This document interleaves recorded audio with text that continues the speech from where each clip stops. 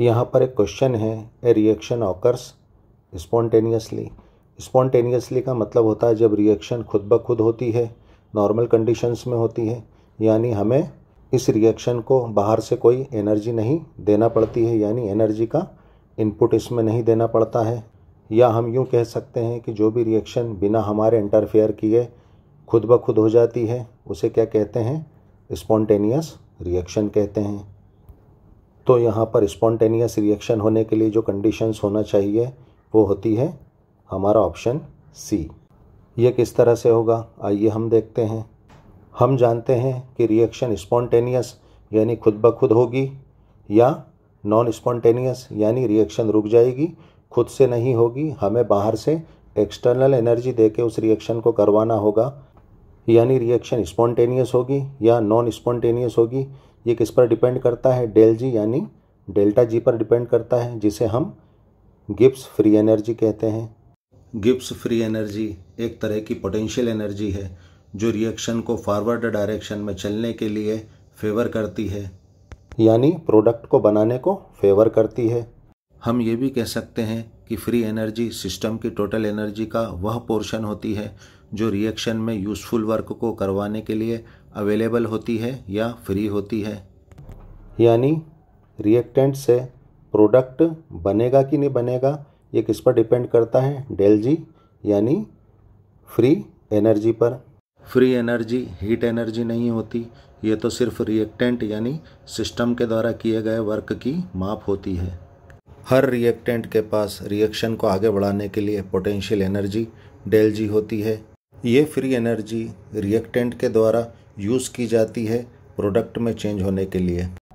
इसका मतलब ये हुआ कि रिएक्टेंट के पास डेल जी ज़्यादा होता है, फ्री एनर्जी ज़्यादा होती है, जिसको रिएक्टेंट रिएक्शन में स्पॉन्टेनियस रिएक्शन में यूज़ करके जो है प्रोडक्ट बनाता है, यानी प्रोडक्ट के पास क्या होगा? डेल जी कम होगा। यानी स्पॉन्टेनियस रिएक्शन के दौरान डेल जी क्या हो जाता है? डिक्रीज़ हो जाता है, लोअर हो जाता है। इसका मतलब स्पॉन्टेनियस रिएक्शन के लिए डेल जी क्या होना चाहिए? निगेटिव होना चाहिए। यानी जब डेल जी क्या होगा? निगेटिव होगा तो रिएक्शन क्या होगी?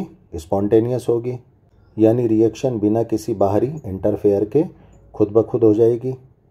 यानी रिएक्टेंट अपनी खुद की ही कंडीशंस का यूज़ करके प्रोडक्ट बना लेगा। इससे पता चलता है कि जब सिस्टम अपनी स्वयं की एनर्जी का यूज़ रिएक्शन को आगे बढ़ाने के लिए करता है तो रिएक्शन एक्सोथर्मिक होती है और स्पॉन्टेनियस होती है। और जब डेल जी क्या होगा? पॉजिटिव होगा तो रिएक्शन क्या होगी? नॉन स्पॉन्टेनियस होगी, यानी रिएक्शन रुक जाएगी। और अगर अब हमें रिएक्शन को करवाना है तो हमें रिएक्टेंट को बाहर से एनर्जी देना होगा, यानी डेल जी पॉजिटिव कंडीशन में क्या होगी? Reaction non spontaneous. और अगर डेल जी क्या हो? ज़ीरो हो तो इस कंडीशन में क्या होता है? रिएक्शन फॉरवर्ड और बैकवर्ड डायरेक्शन में सेम रेट से चलने लगती है, यानी रिएक्शन किस में आ जाती है? इक्विलिब्रियम पर आ जाती है। तो यहाँ पर हमें डेल जी की तीनों कंडीशंस पता चल गई है। इस बेसिस पर रिएक्शन होगी या नहीं होगी, यानी स्पॉन्टेनियस होगी या नॉन स्पॉन्टेनियस होगी, ये पता करने के लिए गिब्स हेल्महोल्ट्ज ने हमें एक फार्मूला दिया है जो कि क्या होता है? Del G is equal to del H minus T del S. तो यहाँ पर डेल जी की यानी गिब्स फ्री एनर्जी की जानकारी तो हम ले चुके हैं। यहाँ पर डेल एच क्या होती है? टोटल हीट होती है, यानी कि एंथैल्पी होती है, जो कि दो तरीके की होती है। एक होती है निगेटिव यानी एक्सोथर्मिक, यानी जब रिएक्शन में लास्ट में रिएक्शन चाहे एक स्टेप में हो, दो स्टेप में हो, तीन स्टेप में हो, लास्ट में अगर एनर्जी रिएक्शन के दौरान रिलीज़ होती है तो उसे क्या कहते हैं? एक्सोथर्मिक रिएक्शन कहते हैं। और एनर्जी क्या होती है? निगेटिव होती है, यानी निकलती है रिएक्शन में से। और डेल एच यानी एंथैल्पी की, टोटल हीट की दूसरी वैल्यू क्या होती है? पॉजिटिव होती है, यानी रिएक्शन क्या होती है? एंडोथर्मिक होती है। एंडोथर्मिक रिएक्शन का मतलब ये होता है कि हमें रिएक्टेंट को एनर्जी बाहर से देना होती है, यानी जब हम रिएक्टेंट से प्रोडक्ट बनाते हैं तो हम रिएक्टेंट को रिएक्शन कराने के लिए एनर्जी देते हैं, इस एनर्जी को ये रिएक्टेंट रख लेता है अपने पास और इसका यूज़ कर लेता है। इसको यूज़ करके ये रिएक्टेंट जो है प्रोडक्ट बनाता है। यानी अब ये एनर्जी रिएक्टेंट से किसके पास चली गई? प्रोडक्ट के पास चली गई। यानी अब ये एनर्जी किसके पास है? प्रोडक्ट के पास है। यानी रिएक्शन में प्रोडक्ट के पास क्या है? एनर्जी है। यानी ये रिएक्शन क्या होगी? पॉजिटिव होगी। यानी कौन सी रिएक्शन है? एंडोथर्मिक रिएक्शन है। यानी प्रोडक्ट के अंदर क्या है? एनर्जी है। और ऐसी रिएक्शंस जिनमें रिएक्टेंट अपने अंदर जो एनर्जी है यानी कि इंटरनल एनर्जी है उसी का यूज़ करके जब प्रोडक्ट में चेंज होता है तो अब रिएक्टेंट की एनर्जी क्या हो गई? यूज़ हो गई। तो प्रोडक्ट के पास एनर्जी कम पहुंची और प्रोडक्ट के पास एनर्जी कम पहुंची यानी एनर्जी क्या हुई है? रिलीज हुई है। यानी निगेटिव एनर्जी है। यानी ये रिएक्शन कौन सी होगी?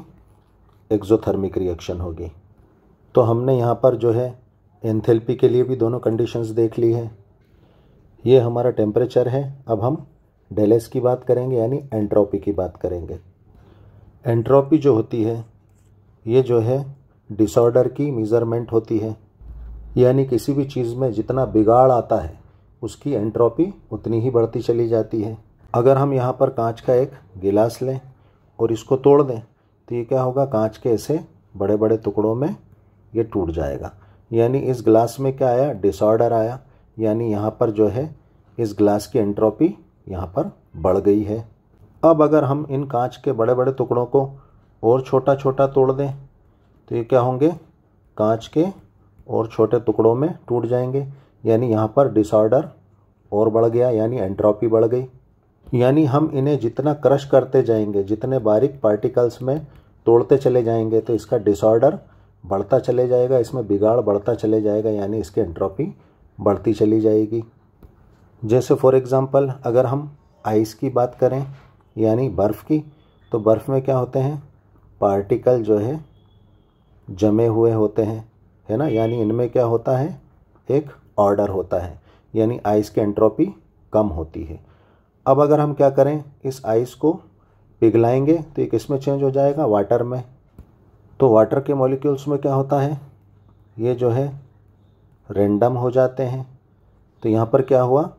आइस से वाटर की तरफ जाने पर क्या होता है? एंट्रोपी बढ़ जाती है।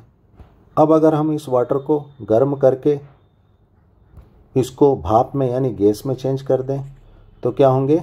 ये जो पार्टिकल्स हैं ये और रैंडम हो जाएंगे, दूर दूर हो जाएंगे और इधर उधर भागने लगेंगे। यानी इनका जमाव, इनका ऑर्डर और बिगड़ जाएगा।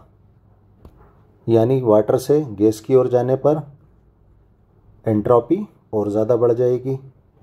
इसीलिए कहते हैं कि हमारे ब्रह्मांड की, यूनिवर्स की एंट्रोपी बढ़ती चली जा रही है। यानी हमारे ब्रह्मांड की हर चीज़ ख़त्म होने की तरफ जा रही है।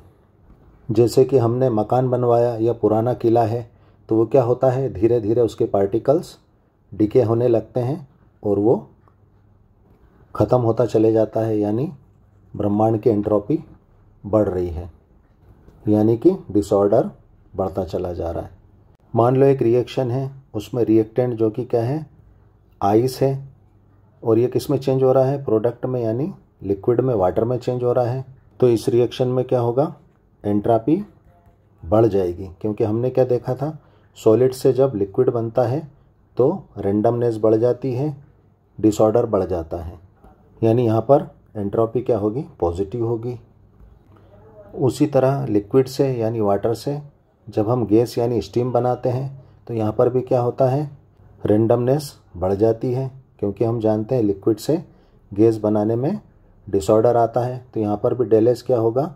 पॉजिटिव होगा, क्योंकि एंट्रोपी इस रिएक्शन में बढ़ती है। लेकिन जब हम गैस से लिक्विड बनाएं या लिक्विड से सॉलिड बनाएं तो इसमें क्या होता है? पार्टिकल्स ऑर्डर में आ जाते हैं। तो यहाँ पर डेल एस क्या होगा? निगेटिव होता है। एंट्रोपी क्या होती है? यहाँ पर निगेटिव होती है। अब हमने यहाँ पर इतनी जानकारी ले ली है। अब इस बेसिस पर हम क्वेश्चन को हल करेंगे। तो हमारा पहला ऑप्शन क्या है? ए। तो यहाँ पर हम ऑप्शन ए को चेक करेंगे। ऑप्शन ए में क्या है? जो टी डेल एस है वो क्या है? डेल एच से छोटा है। और यहाँ पर डेल एच क्या है? पॉजिटिव में है। यानी रिएक्शन क्या है? एंडोथर्मिक रिएक्शन है, और यहाँ पर जो है डेल एस यानी एंट्रोपी क्या है, पॉजिटिव है, यानी एंट्रोपी बढ़ रही है। तो हमें पता ये लगाना है कि ये कंडीशन यानी ए ऑप्शन की कंडीशन स्पॉन्टेनियस होगी या नहीं। तो हम जानते हैं रिएक्शन को स्पॉन्टेनियस होने के लिए डेल जी क्या होना चाहिए, निगेटिव होना चाहिए। तो यहाँ पर डेल एच क्या है, पॉजिटिव है, और डेल एस क्या है, ये भी पॉजिटिव है। तो यहाँ पर जो है प्लस माइनस माइनस ही होता है, यानी यहाँ पर इस साइन पर कोई फ़र्क नहीं पड़ेगा, ये निगेटिव ही रहेगा। अब हमें यहाँ पर पता कैसे चलेगा कि डेल जी निगेटिव आएगा कि पॉजिटिव आएगा, यानी रिएक्शन स्पॉन्टेनियस होगी या नॉन स्पॉन्टेनियस होगी। तो इसके लिए हमें यहाँ पर इसकी मदद लेना होगी, यानी यहाँ पर क्या दे रखा है, del H is greater than T del S, यानी यहाँ पर क्या है, डेल एच की वैल्यू बड़ी है। यह इसको समझने के लिए हम एक एग्जांपल ले लेते हैं। बड़ी वैल्यू को हम क्या मान लेते हैं, 10, और छोटी वैल्यू को क्या बोल देते हैं, 5। अब यहाँ पर वैल्यू रखने पर क्या हो जाएगा, डेल एच 10 है और डेल एस क्या है, 5 है। तो यहाँ पर 10 में से 5 माइनस करने पर क्या आएगा, प्लस का 5 आएगा, यानी यहाँ पर डेल जी क्या आया, पॉजिटिव का आया, यानी यहाँ पर रिएक्शन क्या है, नॉन स्पॉन्टेनियस है, यानी ये हमारा ऑप्शन नहीं हो सकता, क्योंकि हमें क्वेश्चन में स्पॉन्टेनियस बताना है। अब हम यहाँ पर ऑप्शन बी को चेक करेंगे। ऑप्शन बी में जो है टी डेल एस क्या है, डेल एच से बड़ा है। यहाँ पर डेल एच क्या है, पॉजिटिव है, यानी रिएक्शन क्या है, एंडोथर्मिक है, और यहाँ पर डेल एस यानी एंट्रोपी क्या है, घट रही है, जो कि निगेटिव में है। तो यहाँ पर डेल एच क्या है, पॉजिटिव है, और डेल एस क्या है, निगेटिव है। तो यहाँ पर जो है ये माइनस माइनस क्या हो जाएगा, यहाँ पर प्लस हो जाएगा। अब यहाँ पर डेल जी की वैल्यू पता करने के लिए हमें जो है इसकी मदद लेना होगी। तो यहाँ पर टी डेल एस बड़ा है, तो हमने क्या कहा था कि इसको पता करने के लिए हम क्या करते हैं, इसको बड़े को 10 मान लेंगे और छोटे को क्या मान लेंगे, 5 मान लेंगे। यानी एंट्रोपी क्या है, 10 जूल पर केल्विन, और डेल एच क्या है, 5 जूल है। अब यहाँ पर वैल्यू पुट करने पर डेल एच क्या है, 5 है, और डेल एस क्या है, 10 है। तो यहाँ पर कोई फ़र्क नहीं पड़ेगा 5 इधर हो कि इधर हो, क्योंकि हम प्लस कर रहे हैं।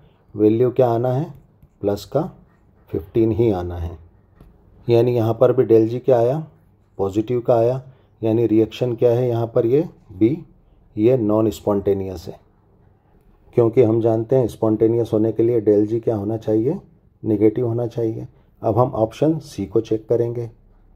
ऑप्शन सी में टी डेल एच से बड़ा है, और यहाँ पर डेल एच और डेल एस दोनों की वैल्यू क्या है, पॉजिटिव है, यानी डेल एच भी पॉजिटिव है और डेल एस भी क्या है, पॉजिटिव है।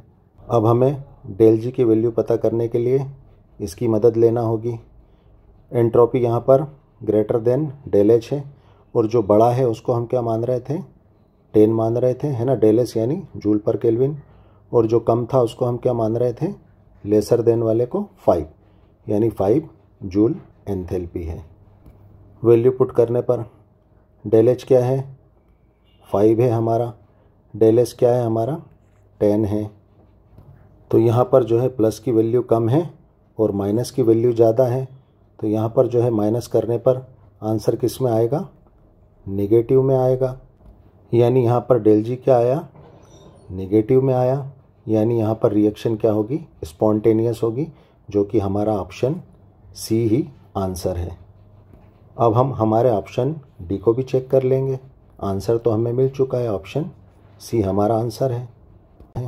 तो यहाँ पर हमारे ऑप्शन डी में क्या दे रखा है, टी डेल एच के बराबर है, और यहाँ पर डेल एच की वैल्यू पॉजिटिव है और डेल एस की वैल्यू भी पॉजिटिव है, यानी डेल एच पॉजिटिव है और डेल एस भी क्या है, पॉजिटिव है। यानी यहाँ पर प्लस माइनस माइनस ही रहेगा।